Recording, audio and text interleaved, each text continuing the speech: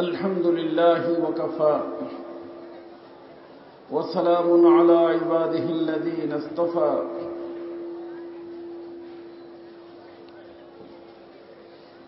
أما بعد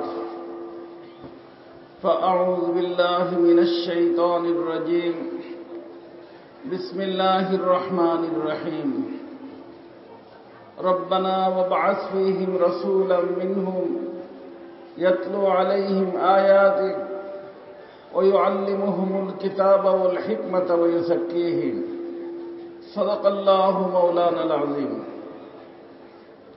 محترم و मुकर्रम जनाब सदर जलसा हजरात उलमा इकराम मुअज़्ज़ज़ हाज़िरीन अज़ीज़ तलबा আমাকে কর্তৃপক্ষ থেকে 1 ঘন্টা সময়ের কথা বলা হয়েছে। এই 1 ঘন্টার মধ্যে আমি একটা বিষয় আলোচনা করব।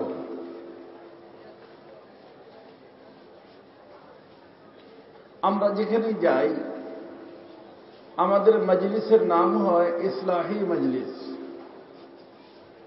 ইসলাম শব্দের অর্থ হলো সংশোধন। তার অর্থ হলো যে আমরা কোনো ভুলের মধ্যে আছি, কোরআন এবং হাদিসের আলোকে ভুলটাও বলা, ভুলটার শুধরায় দেওয়া, এ হলো আমাদের মজলিসের অর্থ। ইরান তুরানের গল্প গুজব করলাম, স্লোগান দিয়ে আইলাম, নারায়ে তাকবীর বললাম, এগুলো আমরা সাধারণত করি না। নারায়ে তাকবীর দেওয়ার জন্য উলামায়ে কেরাম আসবেন, আপনারা দিবেন।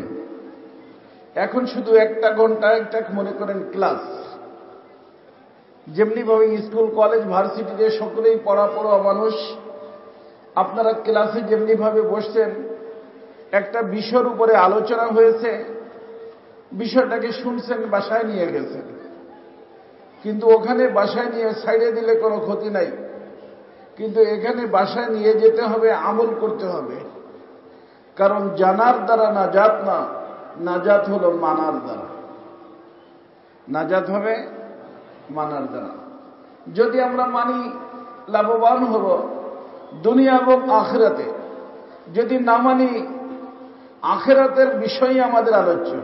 আর আখিরাতে যেই ব্যক্তি ক্ষতিগ্রস্ত হয়ে যায় সে দুনিয়াতেও ক্ষতিগ্রস্ত হয়ে যায়, আর আখিরাতে যে লাভবান হয়ে যায় দুনিয়াতে সে লাভবান হয়ে যায়। এজন্য শুরু থেকে শেষ পর্যন্ত দিলের কান দিয়ে শোনার জন্য চেষ্টা করব। হযরত উলামায়ে কেরাম, এখানে উলামায়ে কেরামদের মার্কাজ, পুরা এলাকার উলামায়ে কেরাম আপনারা তাশরীফ রাখছেন, আপনারাও মেহেরবানি করে শুনবেন। শোনার পরে যদি কোনো ভুল ভ্রান্তি বুঝেন আমাকে জানাই দিবেন। ভৈরবে আমি অনেক আসি, এদিকে খেয়াল রাখবেন যে আমার মুখ থেকে কোনো ভুল কথা বের হয়ে গেল কিনা। তো বিষয়টা হলো আমার দোস্ত, যে আমাদের নবী করিম সাল্লাল্লাহু আলাইহি ওয়াসাল্লামের বিআসাত, সমস্ত নবীদের বিআসাত, সব নবীদেরকে আল্লাহ পাঠাইছেন আখিরাত আবাদ করার জন্য। কি আবাদ করার জন্য? আখিরাত। এজন্য এক হাদিস শরীফে আসছে, বুখারী শরীফের হাদিস, আল্লাহ রাসূল এক ঘটনার পরিপ্রেক্ষিতে একবার ইরশাদ করলেন, আনতুম আ'লামু বিউমুরি দুনিয়াকুম। আরে বাবা, তোমাদের দুনিয়া তোমরাই ভালো বুঝো। তার অর্থ আল্লাহ রাসূল বলতে যাচ্ছেন দুনিয়া আমি এতটা বুঝি না, কারণ আমাকে আল্লাহ দুনিয়ার জন্য পাঠান নাই, আমাকে আল্লাহ পাঠিয়েছেন কিসের জন্য? আখিরাতের জন্য। এই জন্য আখিরাতের বিষয় আমি তোমাদেরকে বুঝাই। তো আমার দোস্ত, আমাদের নবী আলাইহিস সালাম এবং সমস্ত নবীদের আগমন কিসের জন্য হয়েছে? আখিরাতের জন্য হয়েছে। তো আমাদেরকে এই আখিরাতের আলোচনাই আমরা করব। তো রাসূলুল্লাহ সাল্লাল্লাহু আলাইহি ওয়াসাল্লামকে আমি যে আয়াতে কারিমা এই মুহূর্তে তেলাওয়াত করলাম 2য় পারার থেকে, আপনারা জানেন আমাদের ইব্রাহিম নবী আলাইহিস সালাতু ওয়াস সালাম এবং ওনার ছেলে হযরতে ইসমাঈল দুজন মিলে বাইতুল্লাহ শরীফ নির্মাণ করতেছিলেন। তো বাইতুল্লাহ শরীফ যখন নির্মাণ হয়ে গেছে, খুব মনে রাখবেন, মসজিদ মাদ্রাসা বিল্ডিং এর নাম না। বিল্ডিংকে যখন মসজিদ বানায় নিবে মানুষ, আর মসজিদের উদ্দেশ্য তার ভিতর থাকবে না, রসুল বলেন এটা কিয়ামতের আলামত। বিল্ডিং বানাইনো প্রয়োজনে, বিল্ডিং হলো জরুরত, প্রয়োজন। আসল কাজ হলো তার ভিতরে জিকির হওয়া, তালিম হওয়া, নামাজ হওয়া। বিল্ডিং বানাইলাম বড় আলিশান, মার্বেল লাগাইলাম, টাইলস লাগাইলাম, এসি লাগাইলাম, উন্নত মানের এসি, নামাজি নাই, কিয়ামতের আলামত। এই জন্য মসজিদকে আবাদ করতে হলে, মানুষ বলে না মসজিদ আবাদ করা, তো মসজিদ আবাদ করা, তামির করা দুই ধরনের।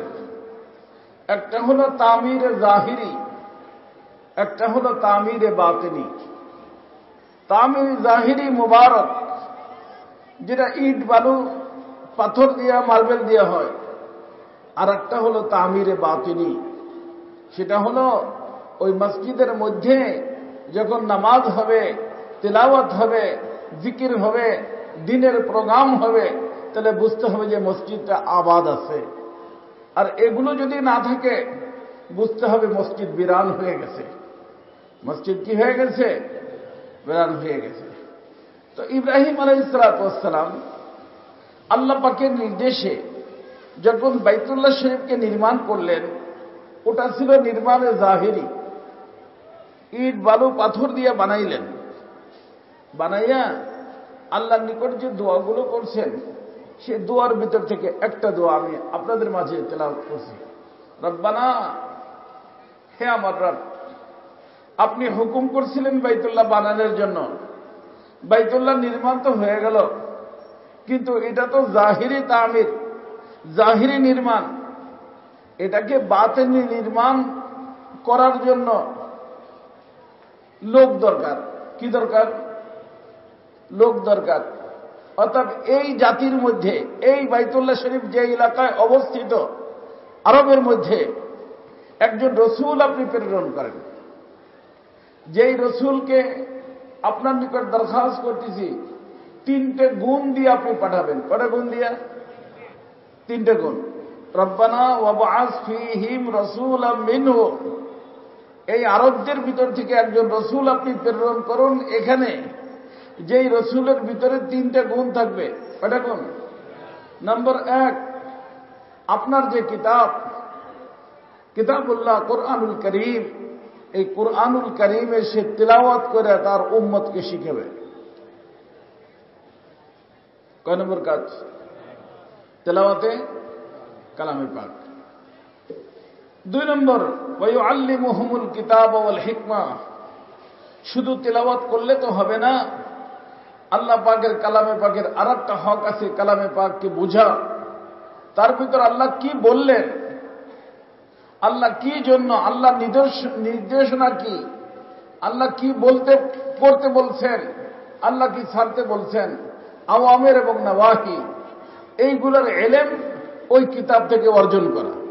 ওয়ায়ুআল্লিমুহুল কিতাব ওয়াল হিকমা। আর 3 নম্বর একটা কাজ, সেটা হলো ওয়ায়ুযাক্কিহিম। আর আপনি এই যে উম্মত, এই উম্মতের তাজকিয়া করবেন। কি করবেন? তাজকিয়া। তো কটা কাজ হলো? তিলাওয়াতে কালামে পাক, তালিমে কিতাব ও হিকমত এবং তাজকিয়া। 3টাকে মুখস্থ রাখতে হবে। এই 3টার উপরেই আমার আলোচনা হবে। তো আমার দোস্ত,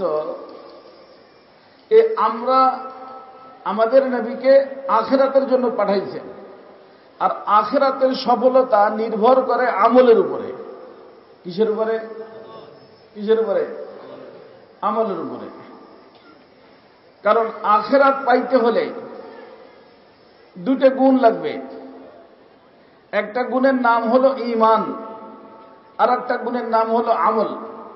এই জন্য পুরো কোরআন কারীমের মধ্যে আল্লাহ সুবহানাহু ওয়া তাআলা যেখানে ঈমানের কথা বলছেন ওখানে আমলের কথা বলছেন। ঈমান আছে আমল নাই এরকম নাই, ঈমান এবং আমল।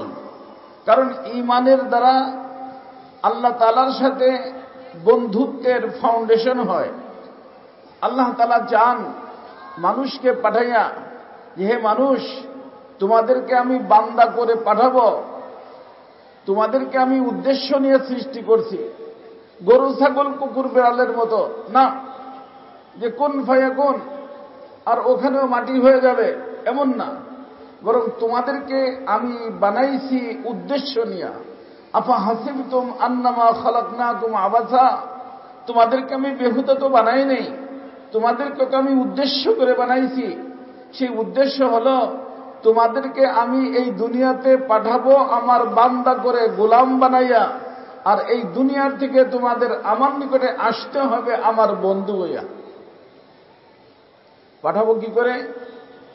বান্দা মানে গোলাম, আর আসতে হবে কি হইয়া? মৌলানা সাহেব হইয়া, হাদিস সাহেব হইয়া, গাজী সাহেব হইয়া, এগুলো না, বন্ধু হয়ে আসতে হবে। রিক্সাওয়ালা হও বন্ধু হও, প্রেসিডেন্ট হও বন্ধু হও, মাদ্রাসার মোহতামেম হও বন্ধু হও, মুহাদ্দিস মুফতি হও বন্ধু হও, এমপি মন্ত্রী মিনিস্টার হও, আল্লাহ তাআলার বন্ধু হও। বান্দা তো সবাই, কিন্তু বান্দাকে হইতে হবে কি? বন্ধু। আর এই বন্ধু হইতে হইলে কয়টা গুণ লাগে? দুইটা। একটার নাম ঈমান, একটার নাম আমল। ঈমানের দ্বারা বন্ধুত্বের ফাউন্ডেশন হয়। আল্লাহু ওয়ালিয়ুল্লাযীনা আমানু, ঈমানের দ্বারা বন্ধুত্বের কি হয়? ফাউন্ডেশন হয়। আর এই বন্ধুত্বর ফাউন্ডেশন যেটার দ্বারা হয় ঈমান, এটা আমরা শুরুর থেকে নিয়ে আসছি, ঊর্ধ্ব জগৎ থেকে নিয়ে আসছি। ঈমান নিয়ে আসছি, আমল নিয়ে আসিনি। কি নিয়ে আসছি? ঈমান নিয়ে আসছি। এই জন্য আমি বলি কিছু নিয়ে আসি নাই, কিছু নিয়ে যাব না, ঈমান নিয়ে আসছি। ঈমান নিয়ে থাকতে হবে, ঈমান নিয়ে যাইতে হবে। কার কার? সবাই, সবাই না? ঈমান নিয়ে আসছি, ঈমান নিয়ে থাকতে হবে, ঈমান নিয়ে যাইতে হবে। আমল নিয়ে আসিনি, এটা হলো আমলের জায়গা। এই আমলকে শিখানোর জন্যই আল্লাহ পাক নবী রাসূলকে পাঠাইছেন। কি শিখানোর জন্য? আমল। যে ঈমানদার যারা, তারা আমল কিভাবে করবে, আমলটা করার উপায় কি? এই জন্য বলা হয় যে ঈমান হলো আল্লাহ তাআলার সাথে বন্ধুত্বের ফাউন্ডেশন, আর আমল হলো এর দ্বারা হয় বন্ধুত্বের প্রমোশন। যেই ব্যক্তি ঈমান আনার পরে দুনিয়াতে যত বেশি আমল করবে, সে তত বেশি উন্নত মানের বন্ধুত্ব আল্লাহর সাথে সম্পর্ক করবে। কথা বুঝতেছেন? যত বেশি আমল তত বেশি সম্পর্ক বাড়বে। তো ঈমানের দ্বারা বন্ধুত্বের ফাউন্ডেশন হয়, আমলের দ্বারা বন্ধুত্বের প্রমোশন হয়। প্রমোশনের কোনো শেষ নাই। যতদিন হায়াত আছে আমল করতে থাকবে, বাড়তে থাকবে, বাড়তে থাকবে, বাড়তে থাকবে। আই বেরাদার বে নেহায়েত দরগাহে হরকে বরবায় মিরসি বরবায়। এখন মনে করলাম যে আমি অনেক দূরে চলে গেছি, আরে আরো যে কত দূর রয়ে গেছে আল্লাহ তাআলাই বেহতর জানেন। এই জন্য এর কোনো ইতি নাই, এর কোনো কি নাই, উপরের দিকে চড়ার কোনো ইতি নাই। এই জন্য আল্লাহ রাসূল বলছেন যে দেখো, আনা আ'লামুকুম বিল্লাহ ওয়া আতকাকুম লিল্লাহ, আমি সবচেয়ে বেশি এলেম আল্লাহ দান করছেন আমাকে, আমার ভিতরে সবচেয়ে বেশি তাকওয়া, আর যার বেশি, তার যত বেশি তাকওয়া সে তত ঊর্ধ্বের মাকামের আল্লাহর ওলি। ইন্না আকরামাকুম ইনদাল্লাহি আতকাকুম। এই জন্য আজিজ তোলাবা, দিলের কান দিয়ে শুনবা। তো রাসূল আসছেন কিসের জন্য? আমল শেখানোর জন্য। কি শেখানোর জন্য? ঈমান, আমল, কয়টা জিনিস। আর দুটোর সম্পর্ক কিসের সাথে? আখিরাতের সাথে। ঈমানের মাধ্যমে বন্ধুত্বের ফাউন্ডেশন, আমলের মাধ্যমে বন্ধুত্বের প্রমোশন। তো বান্দা যখন বন্ধু হইয়া আসলো, কি হইয়া? বান্দা হইয়া। আর যাচ্ছে কি হইয়া? বন্ধু হইয়া। এই বন্ধু হইয়া যখন যাওয়া শুরু করবে, তখন ঊর্ধ্ব জগৎ থেকে আল্লাহ তাকে বন্ধু বলে ডাক দিবেন এবং তার ইস্তেকবাল এবং অভ্যর্থনার জন্য তার বাড়ি টিনের শেড হোক, বিল্ডিং হোক, যাই হোক, আল্লাহ তাআলা 500 রহমতের ফেরেশতা সাদা রেশমের কাপড় দিয়া তার বাসায় তার অভ্যর্থনা করার জন্য পাঠিয়ে দিবেন। আল্লাহ বলেন যে আর যারা আমার বান্দারা বন্ধু হবে, বানাইছেন কি কিসের জন্য? বন্ধুত্ব দেওয়ার জন্য না, বন্ধুত্ব দেওয়ার জন্য। এটা আল্লাহর উদ্দেশ্য। এই উদ্দেশ্য যারা সফল হবে, যারা আল্লাহ তাআলার বন্ধু হবে, আল্লাহ বলেন যারা আমার বন্ধু হলো, আমার বন্ধুদের জন্য আমি আমার কুদরতি হাতের দ্বারা একটা গেস্ট হাউস নির্মাণ করছি, অতুলনীয় গেস্ট হাউস। আদাতুল ইবাদিয়াস সালিহিন, আমার বন্ধুদের জন্য আমি একটা গেস্ট হাউস বানাইছি, মেহমানখানা। ওরা যখন দুনিয়া থেকে আখিরাতের জগতে আসবে, তখন ওই মেহমানখানার মধ্যে আমি আমার বন্ধুদেরকে থাকতে দিব। কাদেরকে থাকতে দিবে? মেহমানখানায় কারে রাখে? আসামিকে। কারে? বন্ধুকে, দোস্ত। আলেম হইলে হবে না, শুধু অলি হইতে হবে। হাজি হইলে হবে না, অলি হইতে হবে।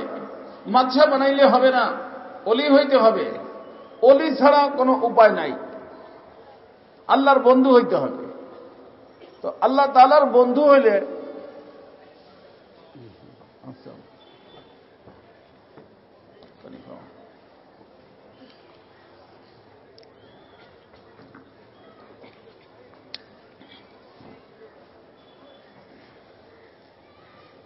আল্লাহর বন্ধু হওয়ার জন্য কয়টা কাজ বললাম? মনে রাখতে পারবেন না ইনশাআল্লাহ? একটার দ্বারা ফাউন্ডেশন হবে। বসেন হাফিজ সাহেব, বসেন। এনার ক্যারেক্টার চেয়ার দেব। এই যে এখানে, এখানে আসেন হাফিজ সাহেব, এখানে আসেন, চেয়ার আছে, আসেন।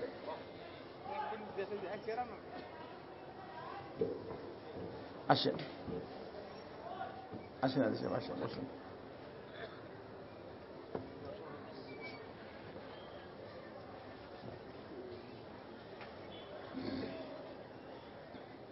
কথা বুঝছেন? কয়টা গুণ লাগবে? ঈমান, আমল। ঈমান ছাড়া বিশ্বের কেউ আল্লাহর বন্ধুত্ব পাবে না। এটা ফাউন্ডেশন। আর এটার প্রমোশন হবে কিসের দ্বারা? আমলের দ্বারা।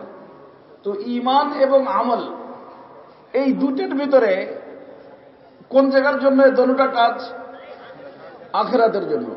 এই আখিরাতের জন্য ঈমান আর আমল, এই দুইটার মধ্যে দুটো জিনিসের খেয়াল রাখতে হবে। সবাই মনে রাখবেন। কটা জিনিস? দুইটা। একটার নাম হলো সিহাতে আমল, আর একটার নাম হলো কবুলিয়তে আমল। তার অর্থ হলো এই যে আমরা নামাজ পড়লাম, ঈশার নামাজ। এই ঈশার নামাজের মধ্যে এটা দুনিয়ার জন্য তো পড়িনি, আখিরাতের জন্য। এই ঈশার নামাজের মধ্যে দুটো জিনিসের খেয়াল রাখতে হবে। কয়টা? দুইটা। এই যে ওয়াজ শুনতেছি, এটা একটা আমল। এই যে মাদ্রাসায় দান সদকা করবেন, এটা একটা কি? আমল। এই প্রত্যেকটা আমল যেটা আখিরাতের জন্য, এর ভিতর দুটো জিনিসের খেয়াল রাখতে হবে। তো এই দুই জিনিসের বলার আগে আমি আরেকটা জিনিস বলে রাখি। দুনিয়ার ভিতরে যেরকম পাস ফেল আছে, আখিরাতেও কি আছে? পাস ফেল আছে। কিন্তু এখানে পাস করলে ভালো কথা, ফেল করলে কি জেল হয়? ফেল করলে জেল হয়? এসএসসি পরীক্ষা যারা ফেল করে তাদের কি 3 মাস করে জেল দেয়? হ্যাঁ? বা এই যে নির্বাচন করেন আপনারা, নির্বাচনে যদি কেউ ফেল হয়ে যায় 6 মাসের জেল দেয়? জেল নাই। এখানে পাস করলে পাস, ফেল করলে কোনো সমস্যা নাই। তবে আমার ভাই দোস্ত, দিলের কান দিয়ে শুনতে হবে, আখিরাতের জন্য যে আমলটা আমি করব, ওই আমলে যদি পাস করে যায়, আল্লাহ পাক তাকে জাযা দান করবেন। আর আল্লাহর জাযার নাম হলো জান্নাত। জাযাআম মির রাব্বিকা আতাআন হিসাবা। পাস করলে কি দিবেন? জান্নাত। আর যদি দুর্ভাগ্যবশত কোনো ব্যক্তি ফেল হয়ে যায়, কি হয়ে যায়? ফেল। ফেল হইলে তার জাহান্নাম। পাশ করলে, ফেল করলে জাহান্নাম। ফেল করলে কি? জাহান্নাম। তার কারণ হলো ওই জগতে, আখিরাতের জগতে জায়গা হলো দুইটা। কটা জায়গা? একটা হলো আল্লাহ পাকের গেস্ট হাউস, এটার নাম হলো জান্নাত, যেখানে আল্লাহ তাআলা আল্লাহর বন্ধুদেরকে দিবেন। আর আরেকটা হলো আল্লাহ পাকের জেলখানা, যেখানে মুজরিম, কোরআনে কারীমে আসছে না মুজরিম, মুজরিম মানে অপরাধী, আসামি, যেখানে আল্লাহ পাক আসামিদেরকে দিবেন। তার হতো যদি পাশ করে তাহলে জাযা, আর যদি ফেল করে তাহলে সাজা। মনে থাকবে সবার? পাশ করলে, ফেল করলে, অর্থাৎ এখানে ফেল করি আর যাই করি এটা কোনো ব্যাপার না রে বাবা, ওইখানে ফেল না হয়ে যায় এইটা খেয়াল রাখা প্রত্যেকের দায়িত্ব। মুহতামিমের দায়িত্ব, মুফতি মুহাদ্দিসের দায়িত্ব, আলেমের দায়িত্ব, হাদি সাহেবের দায়িত্ব, গাজী সাহেবের দায়িত্ব, প্রেসিডেন্টের দায়িত্ব, রিকশাওয়ালার দায়িত্ব, যে আমি আখিরাতে যেন ফেল না হয়ে যাই। কথা কি বুঝতে পারছেন? তো যে রাসূলুল্লাহ সাল্লাল্লাহু আলাইহি ওয়াসাল্লামকে আল্লাহ পাক কয়টা জিনিস দিয়ে প্রেরণ করেছিলেন? 3টা। তার ভিতর 2টার সম্পর্ক আমলের সহিহ হওয়ার সাথে, অর্থাৎ ওই 2টা গুণ যদি কোনো ব্যক্তি শিখে তাহলে তার আমলটা কি হয়? সহিহ হয়, সঠিক হয়। আর 3 নম্বর একটা জিনিস, ওইটা যদি কোনো ব্যক্তি শিখে আর সে অনুযায়ী চলে তাহলে তার আমলটা কবুল হয়। আমলটা কি হয়? এখন সহিহ হইল, কবুল হইল না, তাহলে কি হইল? কিছুই হলো না। এই জন্য অনেক উলামা নাউযুবিল্লাহ মিন যালিক সর্বপ্রথম জাহান্নামে যাবে। অনেক শহীদ সর্বপ্রথম জাহান্নামে যাবে। অনেক দানবীর সর্বপ্রথম জাহান্নামে যাবে। কয় প্রকার হইল? আবার এরাই সর্বপ্রথম জান্নাতেও যাবে।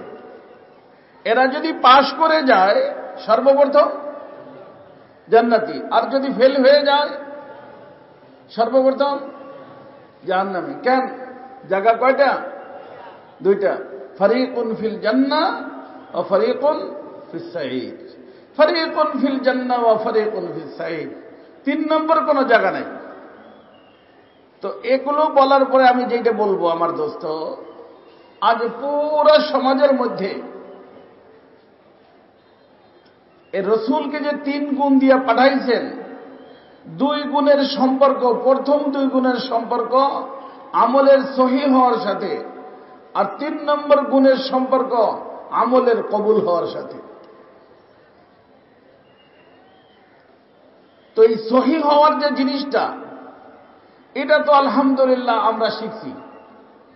আমি এই হাদিস সাহেবকেও যদি জিজ্ঞেস করি যে কোরআন কারীম কার থেকে, একা একা পড়ছেন না কারো থেকে শিখছেন? অবশ্যই কোনো উস্তাদ থেকে শিখছেন, তাই না? মক্তবে গেছে, মসজিদের মুয়াজ্জিন সাহেব বা মুন্সি সাহেব, আগের জমানায় যারাই ছিল তার থেকে শিখছে। কোন ব্যক্তি কোরআন কারীম একা একা পড়তে পারে না। পারে?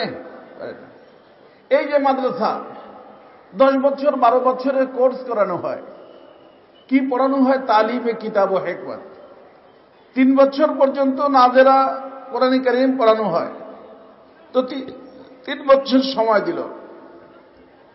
এরপরে 12 বছর পর্যন্ত মেহনত করলো, সময় দিল আলেম হওয়ার জন্য, পাগড়ি পাইল। কিছু ছেলে হাফেজ হয়ে পাগড়ি পাইল, কিছু ছেলে আলেম হয়ে পাগড়ি পাইল। তো ইয়াতলু আলাইহিম আয়াতি পড়ছে, আর ওয়ায়ুআল্লিমুহুমুল কিতাব ওয়াল হিকমা পড়ছে। কিন্তু আল্লাহ রসুলকে যে আরেকটা গুণ দিয়ে প্রেরণ করছিলেন, সেই গুণটার নাম হলো তাজকিয়া। মাদ্রাসার মাশাআল্লাহ সভাপতি বড় মুরব্বীরা, এনাদেরকে আমি চিনি, এখানে বসা আছেন। আরেকটা গুণের নাম কি? তাজকিয়া। এই মাদ্রাসার থেকে একজন আলেম যদি কবুল হয়ে যায়, এই মাদ্রাসার সাথে যারা সম্পর্ক, সব মানুষের জান্নাতের আল্লাহ ফয়সালা করে দেবেন। আসল আলেম বানানো না, কাবেল আলেম। এই যে এখানে মনে রাখবেন, একটা হলো কাবেল আর একটা হলো মকবুল। 2টা শব্দ মুখস্থ রাখবেন। একটা হলো কাবেল আর একটা হলো মকবুল। প্রথম দুই গুণের কারণে মানুষ কাবেল হয়, মানে যোগ্য হয়। কি হয়? যোগ্য হয়। আর শেষ গুণের কারণে মানুষ আল্লাহর দরবারে কবুল হয়। আল্লাহর দরবারে কাবেল হইল, কবুল হইল না। কাবেল হইলে মশহুর হয়, কাবেল হইলে মশহুর হয়। মশহুর মানে প্রসিদ্ধ, প্রসিদ্ধি লাভ করলে যে ভাই এই কমলপুর মাদ্রাসার ছেলে 1 নম্বর হয়েছে। এই যে 1 নম্বর হয়েছে, পত্র পত্রিকায় আসলো, প্রসিদ্ধ হইল, কিসের কারণে? কাবিলিয়তের কারণে। কিসের কারণে? কাবিলিয়ত মানে যোগ্যতা। তখন বলে যে মাশাআল্লাহ, যোগ্য উস্তাদের যোগ্য ছাত্র, তাই না? কমিটির মানুষ কত মেহনত করছে। এই যে সকলের প্রশংসা কিন্তু কাবেল হওয়ার উপরে। কাবেল মানে যোগ্য, কিন্তু মকবুল কিনা এটা খেয়াল করা হয়েছে কিনা? কাবেল হইলে প্রসিদ্ধি লাভ হয়, আর যদি কাবিলিয়তের সাথে সাথে তাসকিয়ার দৌলত আল্লাহ তাআলা কোন ব্যক্তিকে আল্লাহ নসিব করে দেন, ওই ব্যক্তি আল্লাহ রাব্বুল ইজ্জতের দরবারে মকবুল হয়ে যায়। কি হয়ে যায়? একজন হাফেজে কোরআন হাজার হাজার মানুষকে জান্নাতে নেওয়ার জন্য যথেষ্ট, যদি সে মকবুল হয়ে যায়। আজকে বর্তমান বিশ্বের ভিতরে কাবিলিয়তের চিন্তা আছে, মকবুলিয়তের চিন্তা নেই।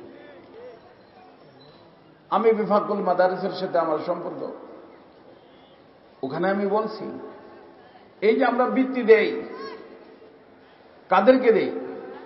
কাবেলকে দেই না মকবুলকে দেই? কাবেলকে, যোগ্য মানুষকে দেই, যোগ্য ছাত্রদেরকে দেই। আমি বলছি যে মকবুল যাতে হয়, যেই গুণে মকবুল হয় সেই গুণের উপরে মাদ্রাসার মধ্যে মেহনত হচ্ছে কিনা এটা দেখা জরুরি। আর মনে রাখবেন, কাবেল হলো মকবুল হলো না, ফিতনাবাজ হবে। আর কাবেল হয়ে যদি মকবুল হয়, আল্লাহর মেহেরবানি তাদের আগমনের কারণে ফিতনা খতম হয়ে যাবে।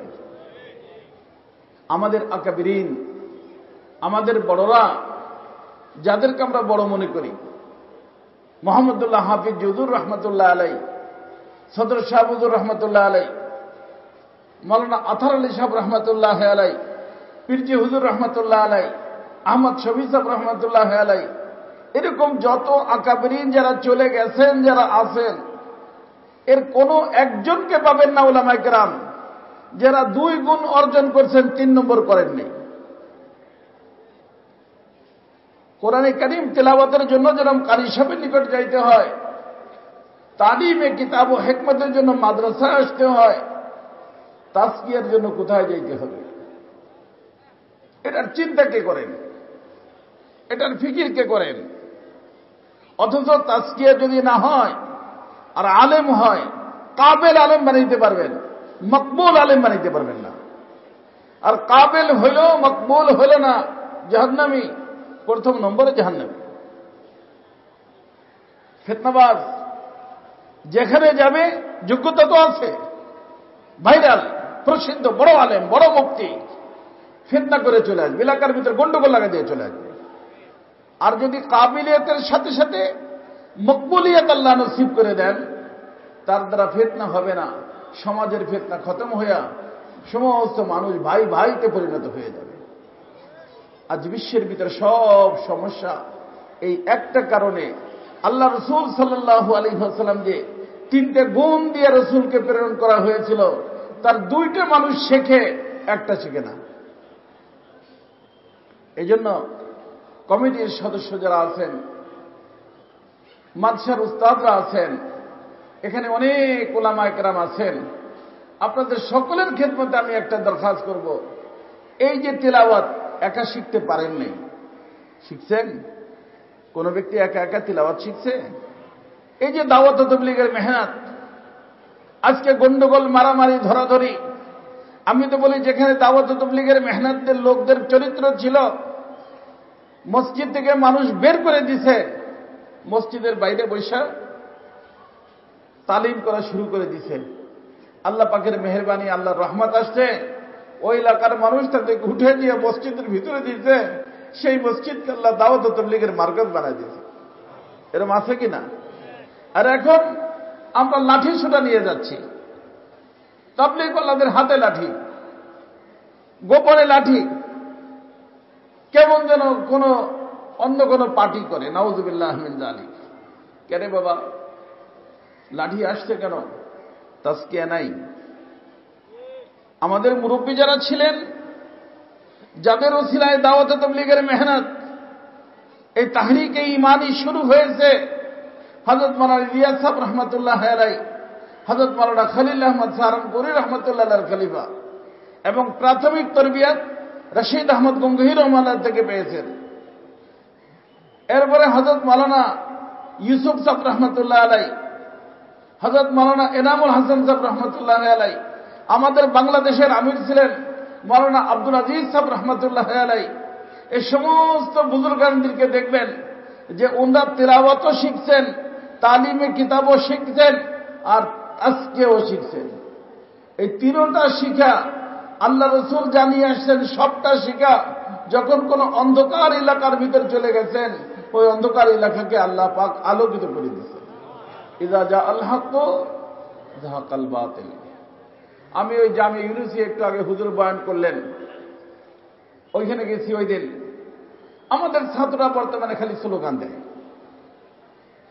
এমন স্লোগান দিবে, স্লোগান চালায়, বক্তা স্লোগান দিলে চেতে না, আর সেইটা কি বলে বুঝে না, দে লাগায় গন্ডগোল, সমাজের ভিতরে বিশৃঙ্খলার সৃষ্টি হয়ে যায়। বাবারে আমি বলি শোনো, ওখানে আমি বলছি, তোমাদেরকেও বলতেছি, কয় যে বাতিলের আস্তানা উড়িয়ে দাও, গুড়িয়ে দাও। বাতিলের আস্তানা চেনো? ওই যে তুমি একটা বিল্ডিং ভেঙে ফেললা, একটা মাজার যায় ভেঙে ফেললা, তুমি মনে করছো বাতিলের আস্তানা ভেঙে ফেলছো।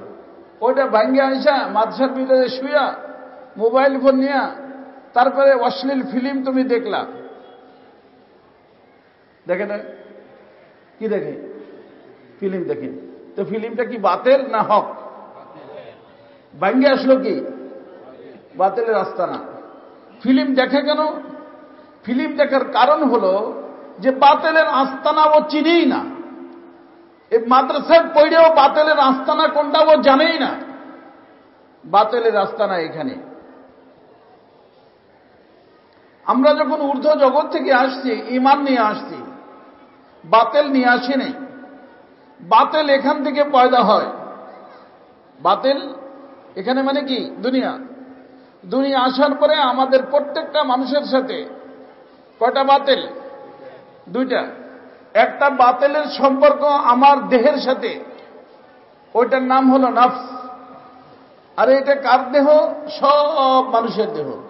তাবলীগ ওয়ালা হোক, মাদ্রাসা ওয়ালা হোক, হাজি সাহেব হোক, গাজী সাহেব হোক, যে কোনো মানুষ, যে এইটা মানুষ, তার মধ্যে এই বাতিল আছে। এটার নাম কি? নফস। এমনকি নবীদের মধ্যে ছিল, কিন্তু নবীরা বাতিলের কারণে প্রভাবিত হইয়া কোন অন্যায় কাজ করতেন না। এই জন্য নবীদেরকে বলা হয় মাসুম। নবীদেরকে কি বলা হয়? তার অর্থ এই যে ছোট বাবুকে কি বলা হয়? মাসুম। নবীদেরকে কি বলা হয়? মাসুম।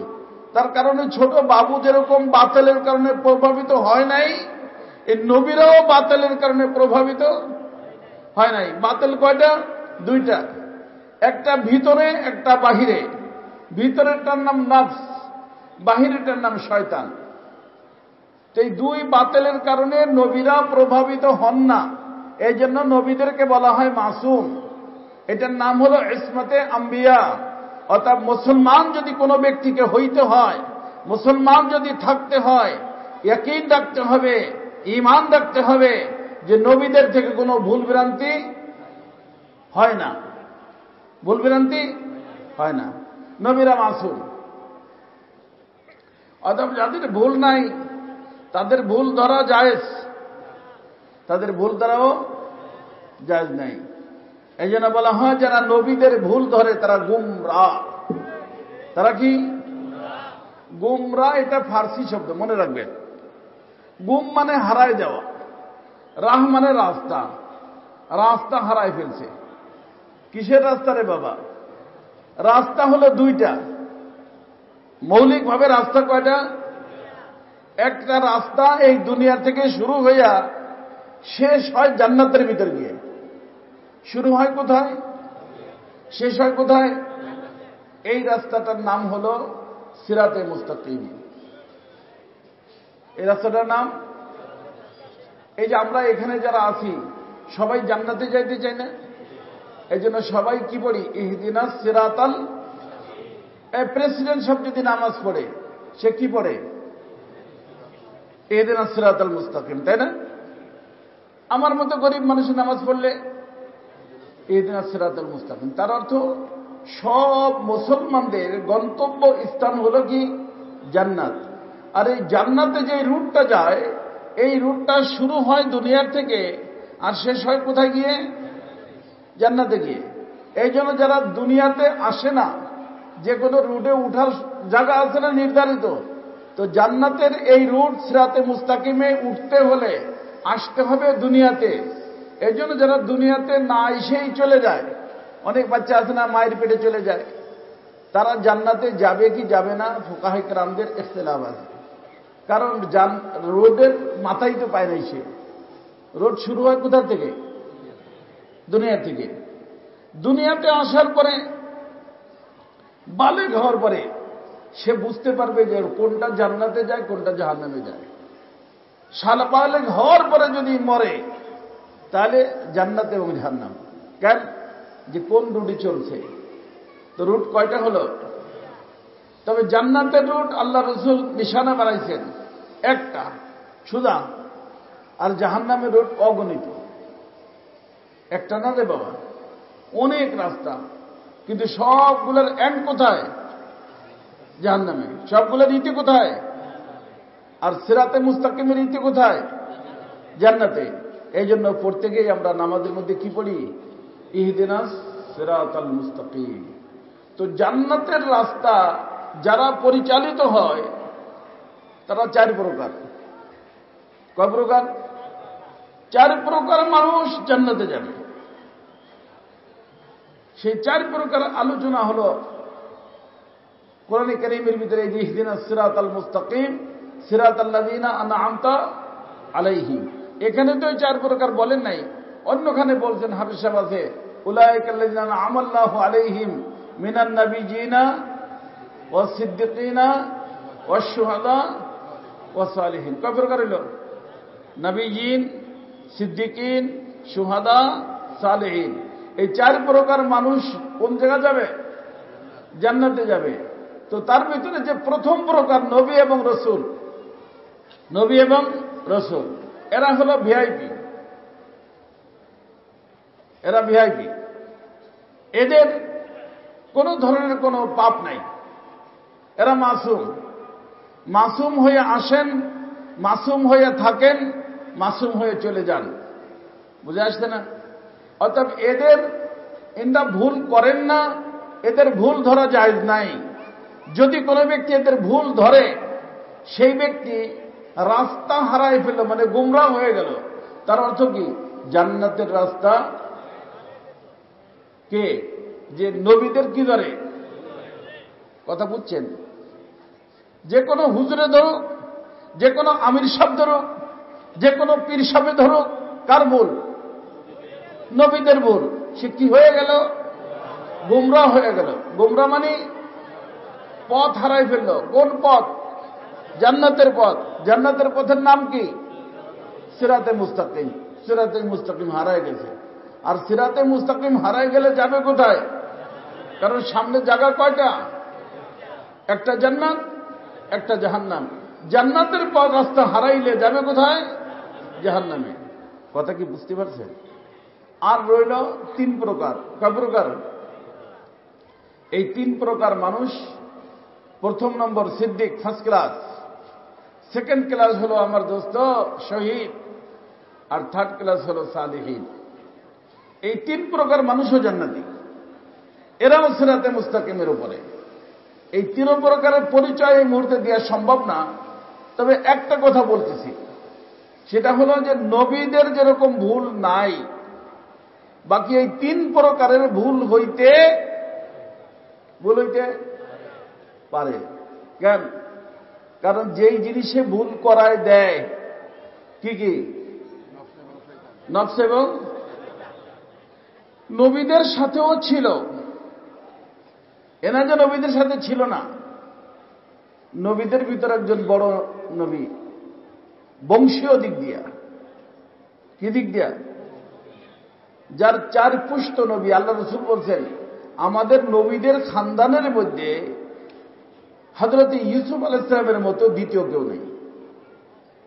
কারণ উনি নিজে নবী, বাবা নবী ইয়াকুব আলাইহিস সালাম, আর দাদা নবী কে?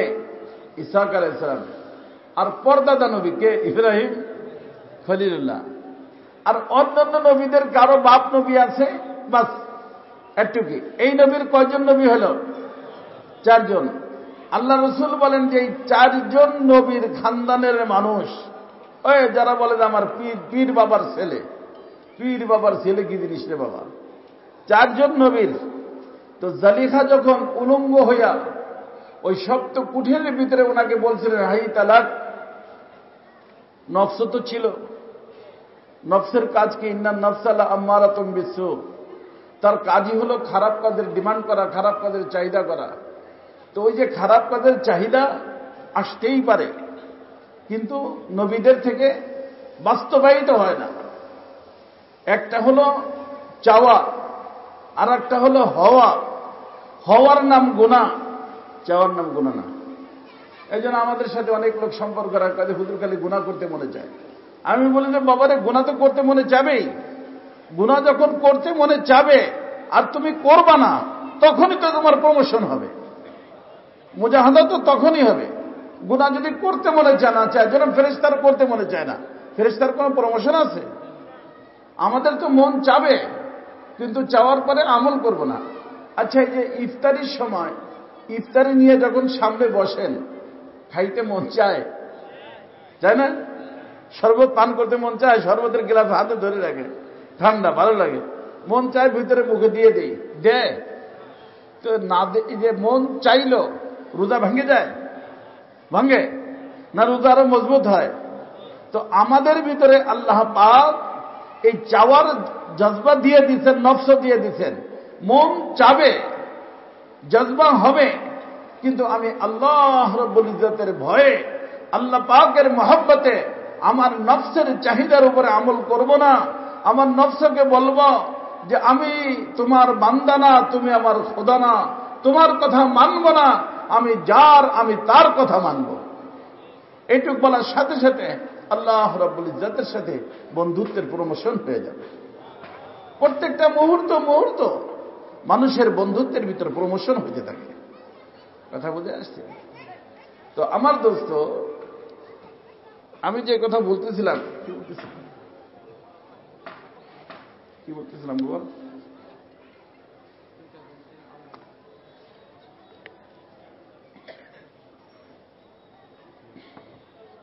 যাই হোক, সময় তো শেষ না। আচ্ছা, তো আমলের ভিতর কয়টা জিনিসের খেয়াল রাখবো? সেহাত, কবুলিয়াত। সেহাত, কবুলিয়াত। আল্লাহ রসুলের প্রথম 2 গুণের কারণে মানুষ ভাইরাল হয়, কারণ কাবিলিয়ত বাড়ে। আর শেষের গুণের কারণে কি হয়? মকবুলিয়ত হয়। কাবিল হইয়া মকবুল হলো না, কাবিল হইয়া মকবুল হলো না, কপাল পোড়া। এই জন্য মানুষ 3 প্রকার। মানুষ কয় প্রকার? প্রত্যেকটা মানুষ লক্ষ্য করে শুনবেন। কয় প্রকার? 3 প্রকার। 1 প্রকার মানুষ যোগ্য, মশহুর, প্রসিদ্ধ, সবাই চেনে, অমুক সাহেব অমুক সাহেব, সবাই চেনে, কিন্তু আল্লাহর নিকটে মকবুল না। আল্লাহর নিকটে কি না? মকবুল না, কপাল পোড়া। আর 1 প্রকার মানুষ আছে, হাদিস শরীফে আছে, মকবুল, কামেল না। তার অর্থ হলো, আল্লাহ রসুল নিজেই পরিচয় দিয়েছেন, সে যদি কোনো জায়গায় বিবাহের প্রস্তাব দেয়, কয় তোমার সাথে মেয়ে দিব মিয়া, বুঝা যাচ্ছে না? কারণ সুপারিশ করে কেউ শোনে না, দরজা যে নক করে দরজা খুলে না। তারা তো সমাজের মধ্যে তার কোনো কি নাই, গ্রহণযোগ্যতা নাই। কিন্তু আল্লাহ তাআলা বলেন যে আমার সাথে এত গভীর সম্পর্ক, লাউ আকসাম আলাল্লাহ লা বাররাহু, আমাকে যদি কোনো কথা বলে যে আল্লাহ এটা করে দাও, আমি তার কথা ফেলে দেই না, আমি তার কথা করে দিই। এলো আল্লাহর সাথে সম্পর্ক এরকম। তার অর্থ কাবেল না, কিন্তু কি মকবুল। আর কিছু মানুষ এমন আছে ভাগ্যবান, যারা কাবেলও মকবুলও, যোগ্য এবং সাথে সাথে কি মকবুল, আল্লাহর নিকটে মকবুল। আর এই দোনোটা গুণ অর্জন করার জন্য দোয়া করা যায়, দোয়া করা যায়। আল্লাহ রাসূল সাল্লাল্লাহু আলাইহি ওয়াসাল্লাম বলেন, আল্লাহুম্মা জালনি ফি আইনি সগীরা ওয়া ফি আয়ুনিন নাসি কাবীরা। দেখো বাবা, খুব লক্ষ্য করে শুনো, সব গন্ডগোলের পিছনে কারণ এই তাজকিয়া না হওয়া। কারণ তাজকিয়ার মাধ্যমে প্রথম দুই গুণের মাধ্যমে মানুষ উঁচু হয়, নিজেকে বড় মনে করে, কাবিলিয়ত আসে। আর শেষের গুণের কারণে মানুষের মিটা নসিব হয়, নিচু হয়। ওই দুই গুণের দ্বারা উঁচু হয়, শেষের গুণের দ্বারা নিচু হয়। আল্লাহ পাক বলেন যে আমার বান্দা, তুমি যদি নিচু হও, আমি আমার কুদরতি হাতের ভিতরে নিয়ে তোমাকে আমি উঠাই দেব। মান তাওয়াদা লিল্লাহি রাফাহুল্লাহ। আর যদি তুমি উঁচু হও, আমি তোমার ঘাড় ভেঙে দিব। তো আল্লাহ যার ঘাড় ভেঙে দিবে সে উঁচু হয়ে যাবে না? আমাদের হযরত মাওলানা তাকি উসমানী, বর্তমান বিশ্বের বড় ওলামাদের ভিতরে একজন, হযরত বলেন যে প্লেন দেখছেন না, প্লেন সবাই অধিকাংশ মানুষই দেখছেন, মাশাআল্লাহ, হজ উমরা করতে যায় দেখছেন। এই যে আমাদের এই ভৈরবের উপর যদি প্লেন একটা যায়, কটুক মনে হয়, একটুক, তাই না? 1-1.5 হাত, তাই তো? কিন্তু এই প্লেনটা যখন এয়ারপোর্টে যায় নামে, তখন কি 1-1.5 হাত? কত বড়? আমাদের বাড়ির থেকে বড়, তাই না? তো যত উপরে উঠছে তত বড় হয়েছে না ছোট হয়েছে? ছোট হয়েছে। আর যত নিচে নামছে, মাটির জিনিস মাটির সাথে মিলে গেছে। সমস্ত মানুষ বলে আল্লাহু আকবার, এত বড় প্লেন, বড়। তো মানুষের দৃষ্টিতে বড় হয়েছে কখন? যখন নিচে আসছে। আর যখন সে উপরে ছিল তখন কি হয়েছে? আমার পীর মুর্শিদের পরে একটা দারুণ কথা বলতেন যে অনেক ওলামা, এই যে মনে করেন এই যে প্লেন, ও যদি মনে করে যে আমি তো প্লেন, বিশ্বের উন্নত মানের যানবাহন, আমি কেন নিচে নামতে যাব, ওই উপরেই থাকবো, তো কোনো মানুষ কি হজে যেতে পারবে? উপর দিয়ে ঘুরতে ঘুরতে একসময় ধ্বংস হয়ে যাবে, তেলমেল কিছু থাকবে না, তারপর কি হয়ে যাবে? ধ্বংস হয়ে যাবে। আর ও যদি নিজেকে নিচে নামায় দেয়, তো দৌড়ায় যায়, সমস্ত এয়ারপোর্টের হাজিরা তার ভিতরে বসবে, আবার উড়বে, আবার নামবে, আবার উড়বে, আবার নামবে, হাজিদেরকে নিয়ে যাবে, হাজিদেরকে নিয়ে আসবে। যারা হাজি না তাদেরকে হাজি বানানোর তৌফিক এই প্লেনটার হবে। এসে নিচে নামার কারণে না উপরে থাকার কারণে? আমার পীর মুর্শিদ কুতুবুল আলম আরিফ বিল্লাহ হযরত মাওলানা শাহ হাকিম আখতার সাহেব রহমতুল্লাহ আলাইহি বলতেন, যে সমস্ত ওলামায়ে কেরাম সব সময়ের জন্য উপরেই থাকে, কাজে আমি এত বড় হুজুর, আমি কেন এর কাছে যাব, আমি কেন জনগণের কাছে যাব, আমি কেন মানুষের কাছে যাব, উঁচেই থাকে। তো তার ভিতরে আর তার সাথে আর মানুষ কি করে না, জোড়ে না, মানুষ যা তাই থাকে। আর ও যদি জনসমাজে সবার সাথে মিলে যে আমি একজন মানুষ, সে একজন মানুষ, এখানে মানুষের সাথে মিলার তৌফিক হয়। এই মিলার বরকতে আল্লাহ পাক তাদেরকেও মেরাজ নসিব করে দেয়, তারাও বড় মানুষ হয়ে যায়। আমাদের আকাবিরিনরা যাদের ওসিলা এই যে মাদ্রাসা, সমস্ত মাদ্রাসা, আজকে এই যে কমলপুর মাদ্রাসা, কত আলেম, হাজার হাজার আলেম আল্লাহ পাক এখান থেকে পয়দা করছেন। এই জন্যই তো আমাদের কারি তৈয়ব সাহেব রহমতুল্লাহ আলাইহি নাম আপনারা শুনছেন, দারুল উলুম দেওবন্দের মুহতামিম ছিলেন। দারুল উলুম দেওবন্দের মুহতামিম ছিলেন, অল্প বয়সে মুহতামিম হয়েছেন। খানদানির দিক দিয়ে বড়, এলেমের দিক দিয়ে বড়, বয়ানের দিক দিয়ে বড়, সর্বদিক দিয়ে বড়। কিন্তু ওই যে তাজকিয়া ছিল, কি ছিল?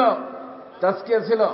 আল্লামা ফখরুদ্দিন সাহেব রহমতুল্লাহ আলাইহি দারুল উলুম দেওবন্দের মুহাদ্দিস ছিলেন, বড় আলেম, আল্লামা বলা হইতো। উনি একবার ওনার নিকটে আসছেন দরখাস্ত নিতে।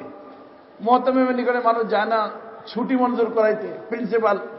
প্রিন্সিপাল ছিলেন। উনি হলেন ছোট, বয়সের দিক দিয়ে ছোট, উনি হলেন মুরব্বী। মনের ভিতর কথা আসছে, তো এত বড় হুজুর তোমার নিকটে আসছে কি করতে? সিগনেচার নিতে। নিজের ভিতরে একটু কি মনে হয়েছে? বড়ত্ব মনে হয়েছে। বাস ওনারে দস্তখত করে দিয়া রুমের দরজা বন্ধ করে সোজা ডাক্তারের নিকট চলে গেছে। ওনার ডাক্তারের নাম ছিল আশরাফ আলী থানভী রহমতুল্লাহ আলাইহি। যে ঘটনা বলছে যে হযরত এই ব্যাপার, ঘটনা বলার পরে হযরত বলছেন ঠিক আছে এখানে থাকো। ওখানে রয়েছেন, নামাজের সময় হয়েছে। নামাজের সময় বলছেন যে কারি তৈয়ব, ये जो लोग नमाज के लिए आते हैं, खानका में आते हैं, बड़े नेक लोग हैं, मुबारक लोग हैं, आप जरा उनकी जूतियां सीधी कर दिया करो।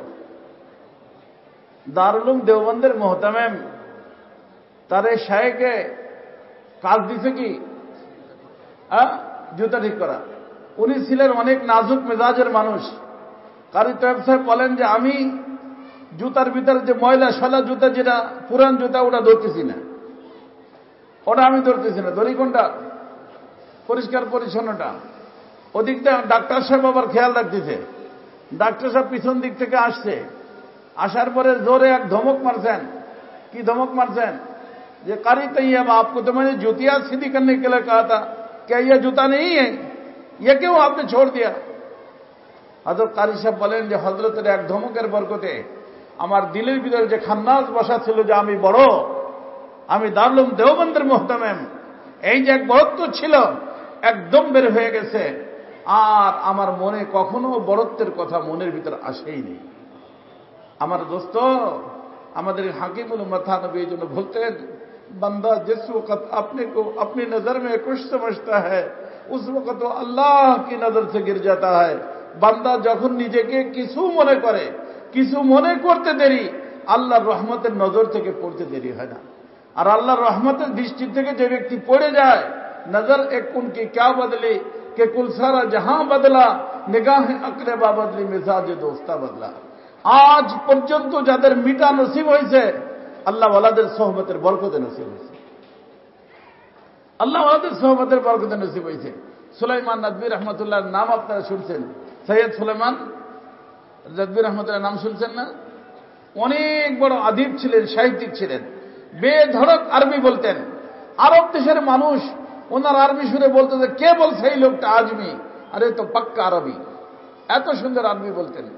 উনি শেষবারে চিন্তা করলেন যে সব তো শিখলাম, তাজকিয়া তো শিখল না, বাবার এই লোকটা কি করে? চা বিক্রি করে। ইন্না লিল্লাহি ওয়া ইন্না ইলাইহি। সব শিখলাম, কি শিখলাম না? ওই হুজুররা, কি শিখলাম না? তাজকিয়া শিখলাম না। তাজকিয়া কি জিনিস? শিখার দরকার। তখন ওই সময় চিন্তা করলেন আশরাফ আলী থানভী রহমতুল্লাহ নিকটে যাওয়ার। থানভী রহমতুল্লাহ নিকটে যাওয়ার পরে উনি বয়ান শুনছেন, প্রথম বয়ান শোনার পরে ওনার যে তাসসুর, ওনার যে মনের অবস্থা, সেটা হলো এই, जाने के अंदाज से तकरीर की, फिर न पैदा शुबह बातिल हुआ, आज ही पाया मज़ा कुरान में, जैसे कुरान आज ही नाजिल हुआ, जैसे कुरान आज ही नाजिल हुआ। এরপরে যাওয়ার সময় বলছেন হযরত জি कुछ नसीहत फरमा दीजिए, হযরত একটু নসিহত করেন। হযরত থানভী বলেন যে আমি চিন্তায় পড়লাম যে এত বড় মানুষকে কি নসিহত করব। আল্লাহর দিকে মুতাওয়াজ্জিহ হইলাম, আল্লাহ পাকের পক্ষ থেকে যা আসে বলবো। তখন উনি বলছেন যে मौलाना आप बड़े आलिम फाजिल आदमी हैं, आपको मैं क्या नसीहत करूं, लेकिन हमारे तरीक में अव्वल आखिर अपने को मिटाना है। এই যে এখানে হাত রেখে ঝটকা মারছেন তো মারছেন। উনি বলেন যে ওই যে হযরতের বুকের এক ঝটকার বরকতে আমার এমন হয়ে গেছে, আমার ভিতরে যে ছিল যে আমি বিশ্বের ভিতরে বড় আদিব, এসব কিছু বের হয়ে গেছে। বের হওয়ার পরে উনি কবিতা বলছেন, हम यहाँ ऐसे रहे या के वैसे रहे, वहां देखना है कि कैसे रहे। এখানে আমি বিরাট যোগ্য, বিরাট সুনামের মানুষ, কিন্তু এতে তো কোনো কাজ হবে না। দেখতে হবে যে ওখানে আমার অবস্থা কি হবে, কারণ ওখানের অবস্থা ভালো মন্দ নির্ভর করে কবুল হওয়ার উপরে। কবুল হইল কি না হইল এটা কে জানে? আল্লাহ পাক জানেন। हम यहाँ ऐसे रहे या के वैसे रहे, वहां देखना है कि कैसे रहे। এই জন্য আজিজ তলাবা, ওই যে আমি সেই বিবাড়িয়াতে বললাম যে এই যে তোমরা যে বলছো বাতিলের রাস্তা না, উড়িয়ে দাও গুড়িয়ে দাও, এই যে মাদ্রাসা তালবে ইলম খারিজ করতে হয় অশ্লীল ফিলিং দেখে। এই যে মোবাইল আইসা নেট আইসা হুজুররা সবচেয়ে বেশি ক্ষতিগ্রস্ত হয়েছে, কারণ এতে সিনেমা হলে যাইতে পারতো না। এখন মাদ্রাসা রুমের ভিতরে চাদর মুড়ি দিয়া, কম্বল মুড়ি দিয়া দেখা যায় যে নিজের রুমের ভিতরে দেখে। এগুলো কি বাতিল না? এই বাতিলের আস্তানা উড়াও। এই বাতিলের আস্তানা উড়াইয়া যদি দিতে পারো, তাহলে তোমার এই কলবের ভিতরে আল্লাহ রাব্বুল ইজ্জতের আসন হবে। কার? তার তো কলবের সাথে যোগাযোগ হবে কার? আল্লাহ রাব্বুল ইজ্জতের। আর যেই কলবের সাথে আল্লাহর যোগাযোগ থাকবে, ওই কলবলা মানুষটা যখন একবার নারায় তাকবীর দিবে, সমস্ত বাতিল চূর্ণ বিচূর্ণ হয়ে যাবে। আজকে আমাদের চিল্লাচিল্লির কারণে বাতিল আরো বাড়তিছে। কেন? আমি নিজেই তো বাতিল। চিল্লাইতে গেছি, নামাজও পড়লাম না। মিছিলে গেলাম, অধিকাংশ মিছিলে যারা যায় কি পড়ে না, ওখানে যায় নামাজও পড়লো না, উজু করলো না, ইস্তেঞ্জা করলো না, মানুষের দোকানের ভিতর পেশাব পায়খানা করে চলে আসলো, অনেক সওয়াব কমাইল না। এই জন্য বাতিলের রাস্তা না কোথায়? এই কোথায়? আর এই বাতিলের রাস্তাটা খতম হবে কিসের কারণে? কটা গুণ? তাজকিয়া, তিলাওয়াতে কালামে পাক শিখতেছো মুবারক, তালিমে কিতাব ও হিকমত শিখতেছো মুবারক। তাজকিয়া শেখো, বাতিলের রাস্তাটা খতম হইয়া তোমার কলব, কুলুবুল মুমিনিনা আরশুর রহমান, তোমার কলবটা আল্লাহ পাকের আরশে পরিণত হয়ে যাবে। আর তোমার কলবটা যখন আল্লাহ পাকের আরশে পরিণত হয়ে যাবে, আল্লাহ পাক তুমি যে কোনো এলাকায় যাবা, প্যাম্পলেট ছাপতে হবে না, ভিজিটিং কার্ড দিতে হবে না, অন্ধকারের মানুষ তোমার নিকটে দৌড়ে দৌড়ে আইসা তোমার থেকে আলো নেওয়ার জন্য চেষ্টা করবে। আল্লাহ পাক এরকম জীবন আমাকে, তোমাদের সবাইকে, সমস্ত মুসলমানকে আল্লাহ তাআলা দান করেন। সুবহানাল্লাহি ওয়া বিহামদিহি, সুবহানাল্লাহিল আযীম।